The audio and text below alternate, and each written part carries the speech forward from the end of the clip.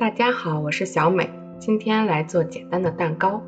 准备140克普通面粉，4克泡打粉，1克食用盐，然后再准备80克白糖，20克牛奶，最后再准备80克食用油。准备较大一点的碗，打入2个鸡蛋，用打蛋器打散，然后加入白糖、食用油、牛奶，继续搅拌均匀。最后还可以用柠檬挤出柠檬水去腥。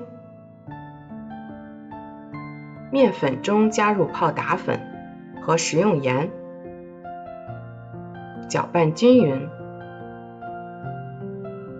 再将调好的鸡蛋液也加进来，用刮铲搅拌，搅拌至无颗粒、浓稠的状态就可以了。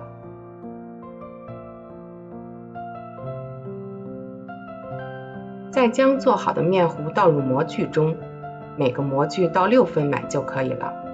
然后再撒上些黑芝麻，好看又好吃。蒸锅烧开后放入锅中，